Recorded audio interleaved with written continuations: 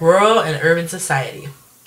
During the Industrial Revolution, urbanization was caused by new technology in the agricultural revolution and lack of rural employment opportunities, which led to new classes of wealth, huge population increases, technological advancements in household items and transportation, factory growth, new jobs, and subsequently brought forth the Victorian age, which altered the role of women in the workplace and at home.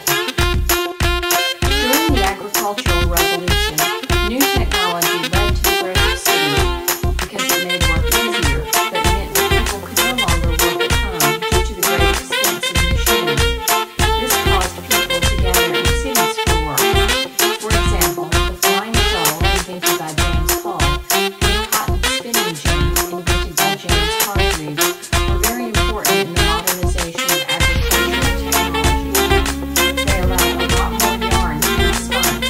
Because these machines were so much faster, the cottage industry came to be obsolete. The old methods did not produce as much cotton, took more time, and required more steps.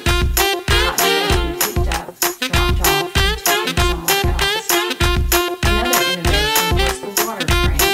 This machine was truly made for a group of factory workers to operate, requiring a special mill and the use of running water. These mills gave jobs to hundreds of people.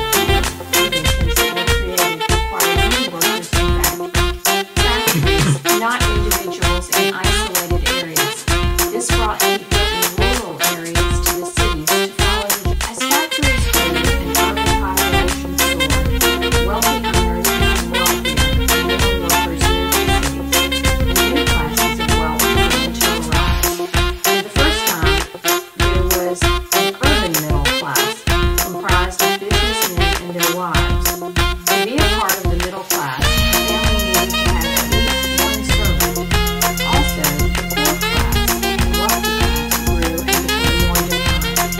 While the middle class lived in the center of the cities, the poor moved to the outskirts, and the rich lived in suburbs. Transportation was available at first to only the wealthy, which allowed them to commute from suburbs and miles away.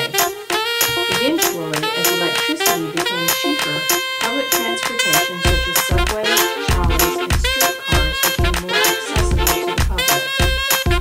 The urban poor lived in crowded tenements.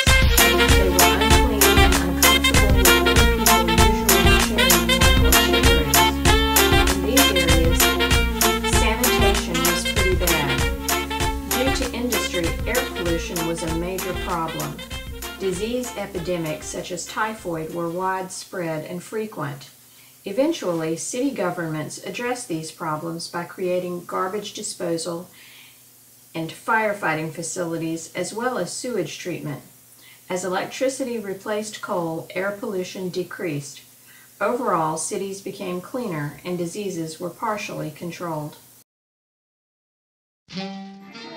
During the Industrial Revolution, a new Victorian era emerged, leading to new social rules for behavioral conduct, mainly in the urban middle class. During this time, men and women began living in separate spheres. While men went to work in business jobs and spent their free time in men's clubs, women stayed home and cared for their children. The bond between mother and child grew exponentially during this time. For the first time, women did not simply hand their children off to a nurse, but gave them love and attention. Also, the standards of cleanliness rose as new domestic technology improved. Women had to work twice as hard to maintain a perfect state of cleanliness in the home as she entertained. Women began to be accepted in new jobs, such as secretarial and teaching positions. Some even worked as nurses, sometimes even without pay. This, however, was only socially acceptable before the woman was married. Married women were expected to spend time with their kids. In addition to new jobs opening for women, other skills were opened for men as well. As the media grew, more jobs involving skills such as photography and journalism became available. As buildings and factories and bridges came to be necessary, as well as transportation improvements, engineers came to be more and more common. Also, because they gained a lot of free time to mull over the blatant sexism and inequality that ran rampant through their society, women became more governmentally active. Suffragists such as Susan B. Anthony worked to provide legal equality for men and women. Many women also fought for other causes such as banning alcohol and child labor. Child labor was a huge issue. 62% of children under the age of 15 worked in London alone before 1890. They were required to work dangerous jobs such as in textile factories and in mines.